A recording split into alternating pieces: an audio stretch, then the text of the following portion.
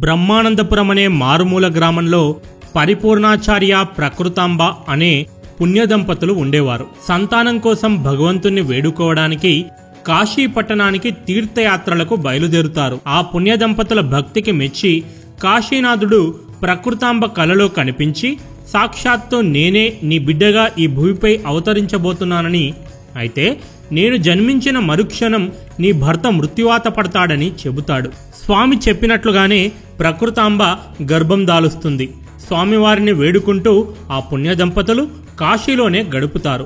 9వ నెల ప్రసవ సమయం దగ్గరికి రావడంతో బ్రహ్మానందపురానికి తిరుగు ప్రయాణం మొదలు పెడతారు. కానీ మార్గమధ్యంలోనే ప్రకృతాంబ దైవాంశ సంభూతుడైన పండంటి బిడ్డకు జన్మనిస్తుంది. బిడ్డ జన్మించిన మరుక్షణం పరిపూర్ణాచార్య ప్రకృతాంబ దంపతులు కాలం చేసి భగవంతునిలో లీనమవుతారు. దాంతో పుట్టుకతోనే అనాథ కాబడ్డ ఆ బిడ్డను స్థానికులు అక్కడికి సమీపంలో ఉన్న అత్రి మహాముని ఆశ్రమానికి చేరుస్తారు.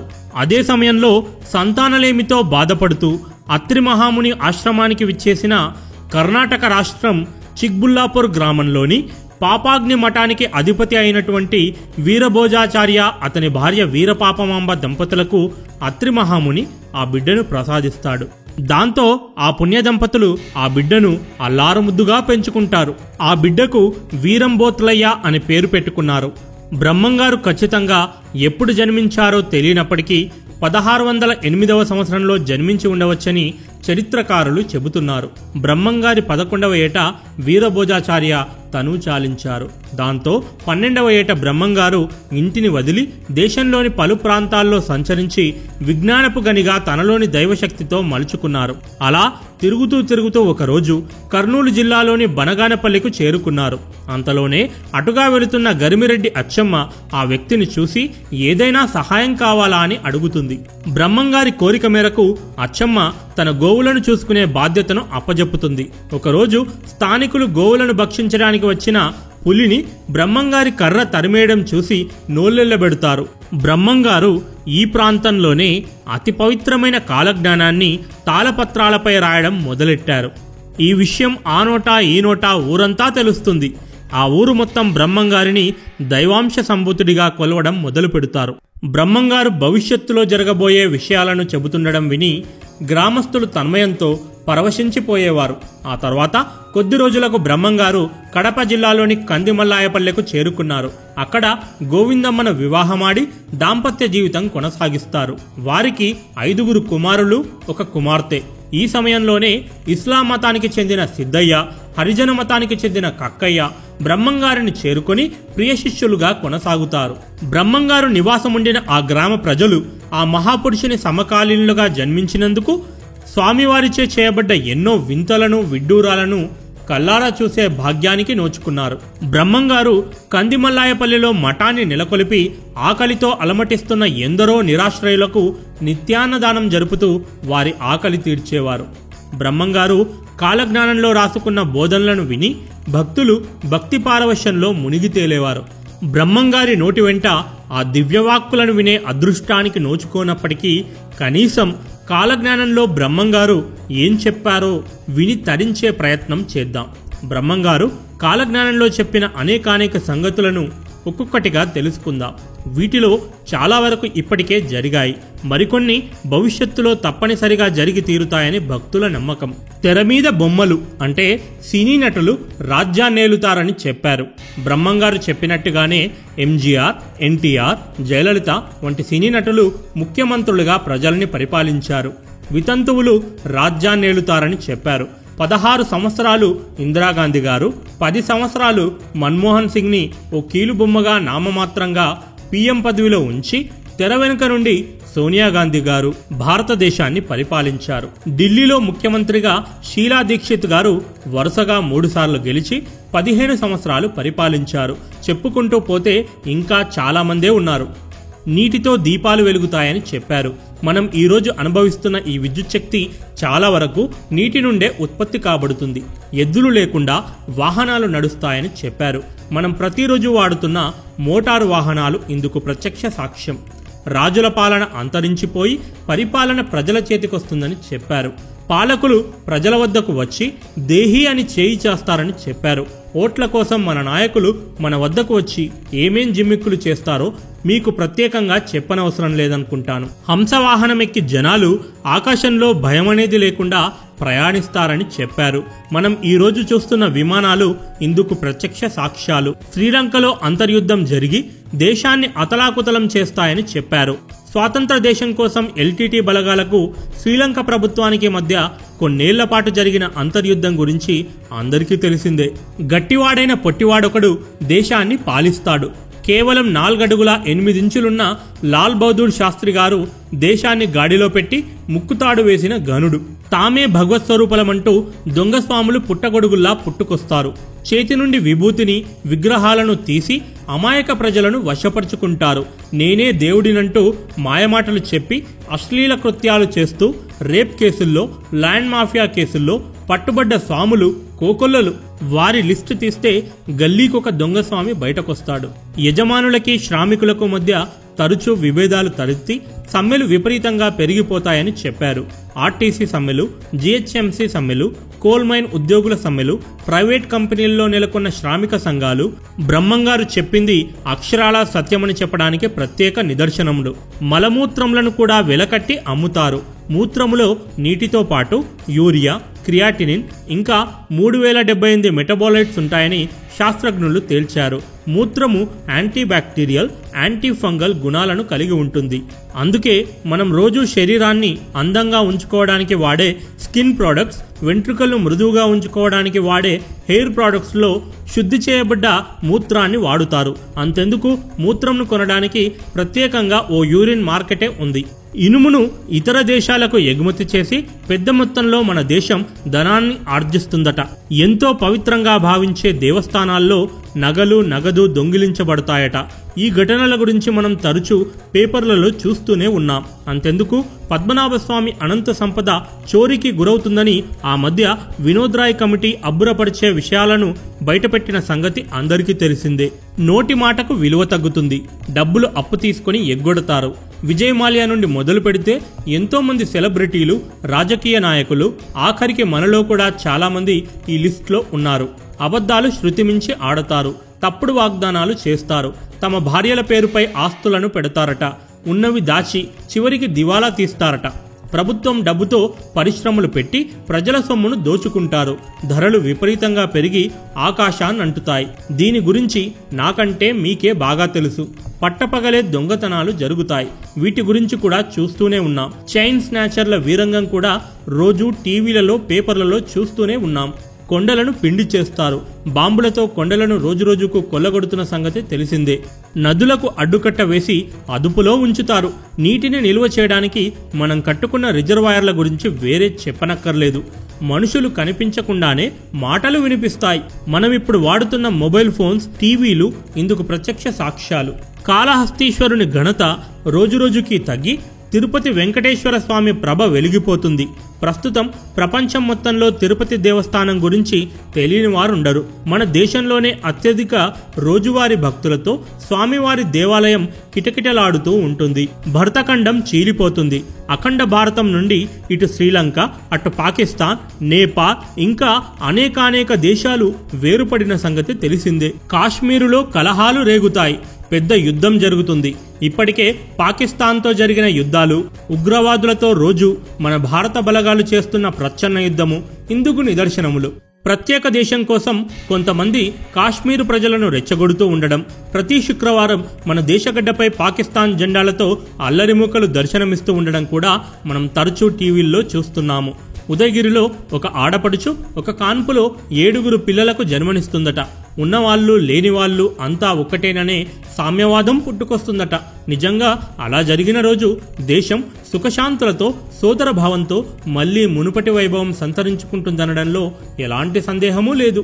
బంగారం పూర్తిగా కనుమరుగైపోయి ఇత్తడికి డిమాండ్ పెరుగుతుందట. రోజురోజుకు మిన్నంటుతున్న బంగారపు ధరలను చూసి సామాన్య మానవుడి కంటి చూపు నుండి బంగారం ఏనాడో కనుమరుగైపోయింది. బ్రాహ్మణుల అగ్రహారాలు నశించి మడిమాన్యములు పోయి భ్రష్టులై చెడుదారులు పడతారట. విశ్వబ్రాహ్మణులకు వృత్తులు నశించిపోయి 1,11,000 బ్రాహ్మణులు మఠంలో గండకత్తెరలు వేసుకుని చేస్తారు. వారి రక్తం ఏరులై పారి బ్రహ్మంగారి సమాధిని తాకడంతో బ్రహ్మంగారు సమాధి నుండి బయటకు వచ్చి వారిని కాపాడతారట. వైశ్యులు వర్తక వ్యాపారంలను వదిలి తలకు మాసిన పనులు చేస్తారట. అడ్డదారుల్లో డబ్బు సంపాదించడానికి అలవాటు పడి స్వార్థం పెరిగి జనాల్లో చులకనైపోతారట. వైశ్యులు చెప్పుల వ్యాపారం చేస్తారట. కోమటి కులంలో 25 గోత్రాల వారే మిగులుతారట. ఉత్తర భారతదేశంలో భేరీ కోమటి కులం నుండి పెద్ద నాయకుడు ఉద్భవిస్తాడట. తెల్లదొరలు సుఖశాంతులతో అలరారుతున్న భారతావనిలో ఉద్యోగాలను, వర్తక వ్యాపారాలను ఎసరుపెట్టి అధికారాన్ని చేజిక్కించుకుంటారట. భేరీ కోమటి కులం నుండి గాంధీ అనువాడు స్వాతంత్ర సమరం చేసి ఏకుబలంతో మేకులా మారి తెల్లవాళ్లను తరిమి కొడతాడట. ఉత్తర భారతదేశంలో కోమటి కులంలో జన్మించిన గాంధీ గారు కర్ర చేతపట్టి అహింసా మార్గం ద్వారా భారతదేశానికి బ్రిటిష్ పరిపాలన నుండి విముక్తి కల్పించిన సంగతి మనందరికీ తెలిసిందే. మంగలివారు, చాకలివారు అత్యున్నత పదవుల్లో కొనసాగుతారట. దొమ్మరి కులానికి చెందిన వారు దొరలవుతారట. మాలమాదిగ కులస్తులు రాజ్యమేలుతారట. మాలమాదిగ మంత్రులు వస్తారట. ఆడవాళ్లు మన సంప్రదాయాలను మరిచి సిగరెట్లు తాగుతూ మద్యం మత్తులో తూలుతుంటారట. స్త్రీ పురుష భేదాలు గుర్తుపట్టరాకుండా వింత వింత దుస్తులు ధరిస్తారట. ఒంటి మీద నగలు ధరించడం నామోషిగా భావించి బోసిమెడలతో తిరుగుతుంటారట. కన్నబిడ్డలకు పాలివ్వడం మానేసి డబ్బా పాలతో పెంచుతారట. స్త్రీలు భర్తకు బిడ్డలకు వండి పెట్టడం వదిలి వంట వాళ్లకు అప్పజెప్పి రచ్చకూటంబులలో రాచరికం చేస్తారట. అనగా ప్రభుత్వ ఆఫీసులలో ఉన్నత స్థాయిలో ఉద్యోగాలు చేస్తారట. వ్యాపార రంగాల్లో స్త్రీలదే పైచేయిగా ఉంటుందట. ఇంటికి యజమాని ఉండడు, ఎవరికి వారే యజమాని అవుతారు. ఉమ్మడి కుటుంబాలు నశించిపోతాయి. తండ్రి కొడుకుల మధ్య విలువలు, గౌరవము తగ్గి తరచూ గొడవలు పడుతూ ఉంటారు. ధర్మాధర్మములు తప్పి తల్లిదండ్రులే కన్నబిడ్డలను అమ్మేస్తారు. కన్యాశుల్కం ద్వారా ఇది రుజువైంది. వావి వరుసలు లేకుండా నీతి నియమాలు పక్కన పెట్టి శృంగారంలో పాల్గొంటారట. పక్కవాని భార్యపై మోజుపడి వశపరుచుకుంటారు. స్త్రీ పురుషులిద్దరూ కామపీడితులవుతారు. నపుంసకులు ఎక్కువ అవుతారట. రోజురోజుకు పెరిగిపోతున్న గే కల్చర్ గురించి బ్రహ్మంగారు అప్పుడే చెప్పారు. ఆడవాళ్లకు ఆయువు పెరుగుతుంది, పురుషులకు తగ్గుతుందట. వితంతువులు మళ్లీ వివాహం చేసుకుంటారు. పోవలసిన దానికంటే ఎక్కువసేపు నిద్ర, అలాగే తినాల్సిన దానికంటే ఎక్కువ ఆహారం తీసుకొని ప్రజలు సోమరిపోతులు అవుతారట. సంతోషాన్ని వెతుకుతూ విచ్చలవిడిగా డబ్బులు ఖర్చు పెడతారట. భోగ విలాసాలకు అలవాటు పడతారట. పాడి పంటలు నశించిపోతాయి. పంటలకు తెగుళ్లు, రైతుకు దిగుళ్లు మిగులుతాయి. అడవి మృగాలు గ్రామాలు, పట్టణాల్లో ప్రవేశించి జనాలను చంపుతాయట. ఇప్పటికే చిత్తూరు, పశ్చిమ గోదావరి జిల్లాల్లో తరచూ ఇలాంటి సంఘటనలు చోటు చేసుకుంటున్నాయి. కొత్త కొత్త రోగాలు పుట్టుకొస్తాయట. మనం ఇప్పుడు చూస్తున్న ఎయిడ్స్ మహమ్మారి, చికెన్ గునియా, బర్డ్ ఫ్లూ, డెంగ్యూ ఇంకా మరెన్నో వింత రోగాలు అవే కాబోలు. ప్రజల్లో కోపం విపరీతంగా పెరిగిపోతుందట. కొత్త కొత్త వృత్తులు పుట్టుకొస్తాయట. ఆకాశాన ఎగిరే వ్యక్తి పరిపాలనకు వస్తాడట.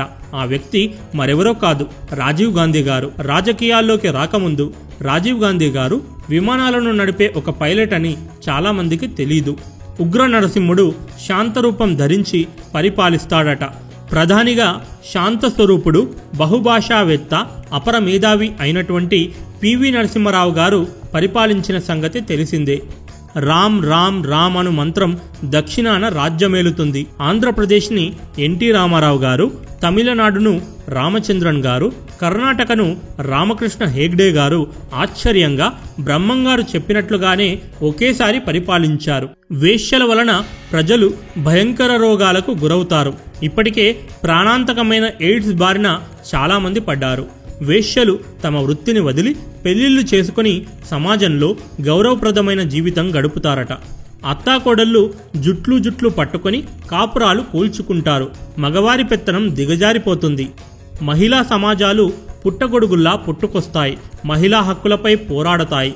ఒళ్ళు వంచి జనాలు పనిచేయలేరు. ఎదుటివాడు కష్టపడి బాగుపడుతుంటే చూసి ఓర్వలేరు. సంపాదిస్తే సంపద పన్ను కట్టాలి, ఖర్చు చేస్తే వేడుక పన్ను కట్టాలి. ఇన్కమ్ ట్యాక్స్, వ్యాట్ గురించి వేరే చెప్పనవసరం లేదు. గోదావరి నదీ తీరంలో ఓ బాల సన్యాసి వెలుస్తాడు. అన్నహారాలేమీ తినకుండా అందరినీ ఆశ్చర్యపరుస్తాడట. కలియుగంలో 5000 సంవత్సరాల తర్వాత మనుధర్మం మారిపోతుంది. మానవులలో నీతి నియమాలు మాయమైపోతాయి. అన్యాయమే రాజ్యమేలుతుంది.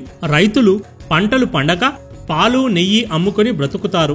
బ్రతుకు దుర్భరమై పట్టణాలకు వలసపోతారు. వెంపలి చెట్లకు నిచ్చెనలు వేసేటి వారు ముందు ముందు పుడతారట.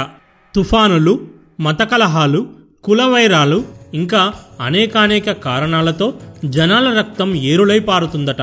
ఉదుద్ తుఫాన్, సునామీ, బాబ్రీ మసీదు కూల్చివేయబడినప్పుడు జరిగిన హింసాత్మక సంఘటనలు, ప్రస్తుతం రిజర్వేషన్లు తమకు కూడా వర్తింపజేయాలని దేశమంతటా సాగుతున్న ర్యాలీలు ఇందుకు ప్రత్యేక నిదర్శనములు. ఉదయగిరి పర్వతం మీద సంజీవని దొరుకుతుందట.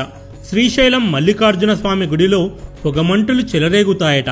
మల్లికార్జునుడు స్వయంగా జనాలతో మాట్లాడతాడట. శ్రీశైలం భ్రమరాంబ గుడిలో ఓ మొసలి వచ్చి 8 రోజులు ఆ గుడిలోనే ఉండి మేకపోతులాగా అరిచి మాయమవుతుందట. శివుని కంఠం నుండి నీరు కారుతుందట. బసవేశ్వరుడు రంకెలేసి కాలు దువ్వుతాడట. పుల్లుకంబం మీద ఒక బొమ్మ మాట్లాడుతుందట. కాలభైరవుడు మంత్రాలు చదువుతాడట. కంచి కామాక్షమ్మ ఉగ్రరూపం దాల్చడం వల్ల ఉత్తర భారతదేశంలోని దొరలు, సామాన్య ప్రజలు భారీగా నష్టపోతారట. రామేశ్వరం దగ్గర భయంకరమైన యుద్ధం జరుగుతుందట. మనం ప్రతిరోజు దర్శించుకునే దేవస్థానాల్లోని దేవుని విగ్రహాలు గ్రామ గ్రామాలకు వెళ్లి నాట్యం చేస్తాయట. దేవుళ్ళందరూ జనాలతో మంచి చెడులను ముఖాముఖిగా మాట్లాడతారట. గంధకి నదిలో సాలగ్రామాలు నాట్యమాడతాయట. సాలగ్రామాలు అంటే వైష్ణవులు అతి పవిత్రంగా భావించే నల్లరాయి అన్నమాట. వినాయకుడు ఏడుస్తాడట. కులాంతర మతాంతర వివాహాలు జరుగుతాయట. బియ్యం ధర విపరీతంగా పెరిగిపోతుంది. దాంతో ఆకలి చావులు సంభవిస్తాయి. దేవస్థానాలు విపత్తుల వలన నాశనమవుతాయి. ఇప్పటికే వరదల వలన కొండచర్యలు విరిగి ఊర్లకు ఊర్లు దేవాలయాలతో సహా ధ్వంసం కాబడ్డ అనేకానేక సంఘటనలను చూశాం. చిత్ర విచిత్రమైన యంత్రాలు వస్తాయి. భవిష్యత్తులో యుద్ధాలు మానవులకు బదులుగా రోబోలు చేస్తాయట. రోబోల గురించి బ్రహ్మంగారు అప్పుడే చెప్పారు.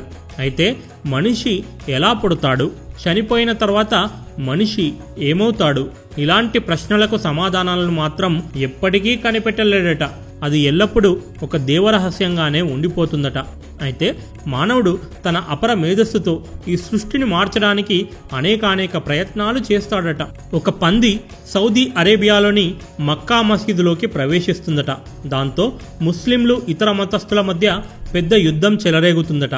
ముస్లిం సైన్యం భారతదేశంలోని కృష్ణానది వరకు ఆక్రమించుకుంటుందట. కాశీపట్నం 40 రోజులు మూసివేయబడుతుందట.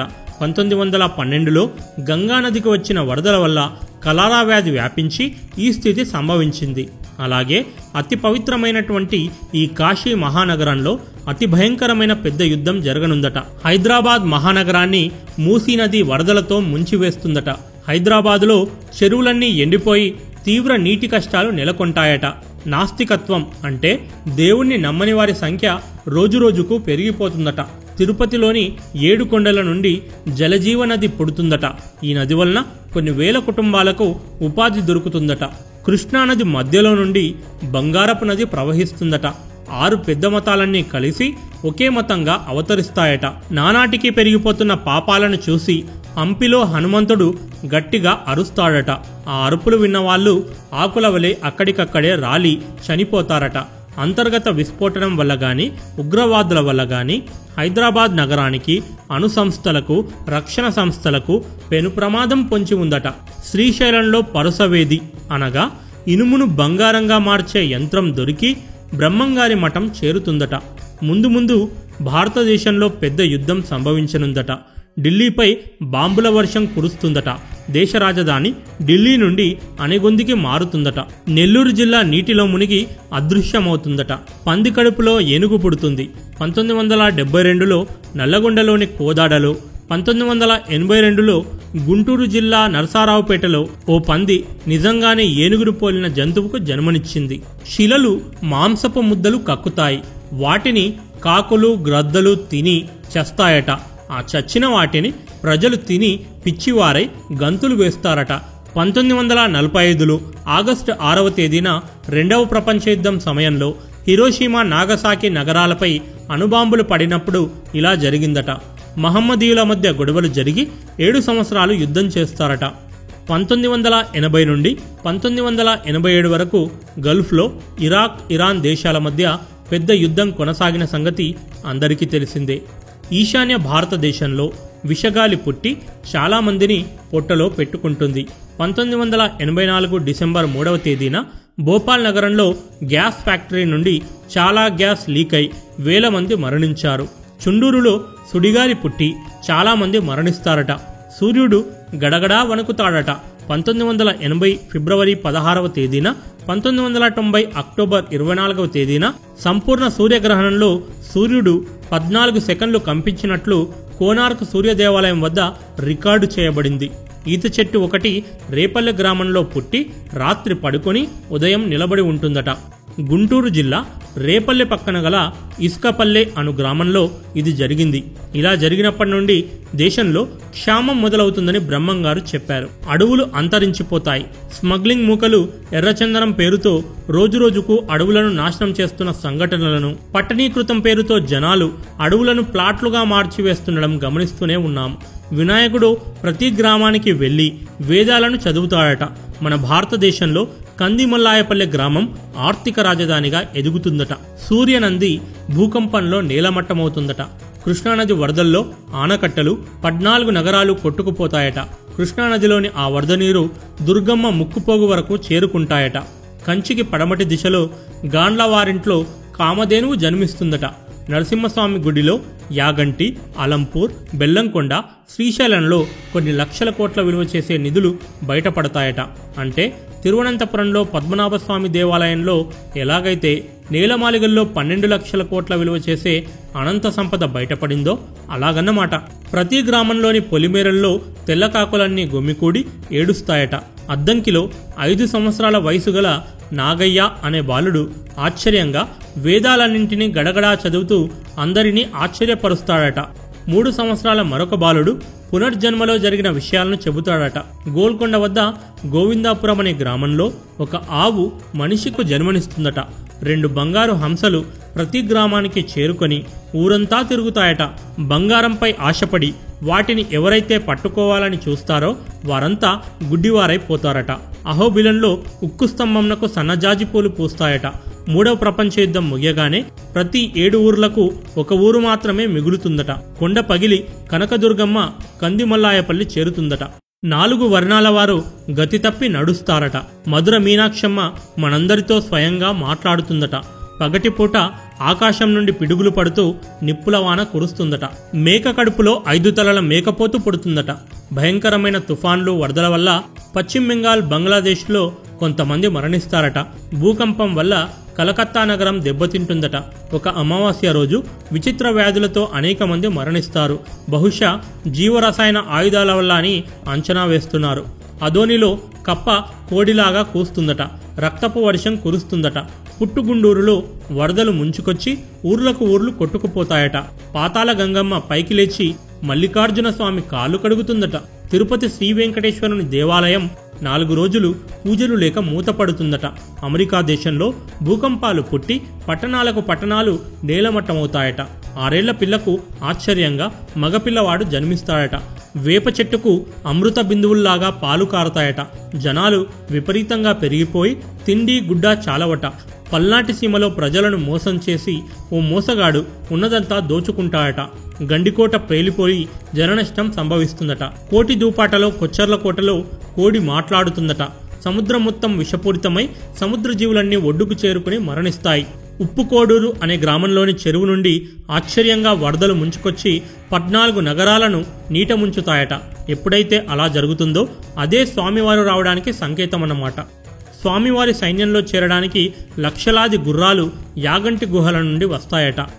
ఓ సూర్యగ్రహణం రోజు సూర్యునిలో సూర్యనారాయణుడు దర్శనమిస్తాడు. మరో సందర్భంలో సూర్యునిలో విష్ణుమూర్తి దర్శనమిస్తాడట. ఇంకో తోకచుక్క 33 రోజుల పాటు కనిపిస్తుంది. శ్రీ శ్రీ శ్రీ వీరభోగ వసంతరాయల వారు తమ విశ్వరూపం చూపిస్తారట. తన సైన్యంతో యుద్ధానికి బయలుదేరుతారట. భయంకరమైన భూకంపంతో అద్దంకి నీలమట్టమవుతుంది. కర్ణాటకలోని హంపిపై అణుబాంబులతో దాడి జరుగుతుంది. ఆనంద, రాక్షసనామ సంవత్సరాలలో పశ్చిమ దేశాల్లో కోట్లాది మంది హతమవుతారు. ఈ సమయంలోనే కలియుగ ధర్మం నాశనమవుతుంది. దాదాపు 400 సంవత్సరాల క్రితం శ్రీమద్ విరాట్ పోతులూరి వీరబ్రహ్మేంద్ర స్వామి గారిచే బనగానేపల్లిలో చింత చెట్టు కింద భద్రపరచబడిన కాలజ్ఞాన తాళపత్ర గ్రంథాలు శ్రీ శ్రీ శ్రీ వీరభోగ వసంతరాయల వారిచే తీయబడి బహిరంగపరచబడతాయి. ఆ రోజు నుండి కాలజ్ఞానంలో ఎలా అయితే రాయబడిందో ప్రపంచం మొత్తం అలాగే నడుస్తుంటుంది. అన్ని దేశాలు శ్రీ శ్రీ శ్రీ వీరభోగ వసంతరాయల వారి వశమవుతాయి. అప్పటి నుండి శ్రీ స్వామివారు 108 సంవత్సరాలు పరిపాలిస్తారు. స్వామివారి వారసులు 1000 ఏళ్లు పరిపాలిస్తారు అని బ్రహ్మంగారి కాలజ్ఞానంలో లిఖించబడ్డాయి. వీటిలో చాలా వరకు అక్షరం పొల్లుపోకుండా జరిగాయి. మిగిలినవి ఖచ్చితంగా జరిగి తీరుతాయని బ్రహ్మంగారి భక్తుల ప్రగాఢ విశ్వాసం. కలియుగం 4694 సంవత్సరానికి సరిసమానమైన క్రీస్తు శకం 1694 సంవత్సరమున వైశాఖ శుద్ధ దశమి ఆదివారం పగలు 2:30 గంటలకు శ్రీ వీరబ్రహ్మేంద్ర స్వామి వారు జీవసమాధి చెందారు. ఆనాటి నుండి శ్రీ వీరబ్రహ్మంగారి సమాధి వద్ద నిత్య పూజలు, ధూపదీప నైవేద్యాలు క్రమం తప్పకుండా నేటి వరకు జరుపుతున్నారు. వీరబ్రహ్మేంద్ర స్వాముల వారి ద్వితీయ పుత్రుడు గోవింద స్వాముల వారు బ్రహ్మంగారి తర్వాత మఠాధిపతులు. వీరి పుత్రిక ఈశ్వరీదేవి అవివాహితగా 100 ఏళ్లు జీవించి మార్గశిర నవమిన జీవసమాధి చెందింది. బ్రహ్మంగారి మఠమునకు తూర్పు వైపున ఈశ్వరీదేవి మఠమున్నది. బ్రహ్మంగారి వలె ఈమె కూడా కాలజ్ఞానం రాసింది.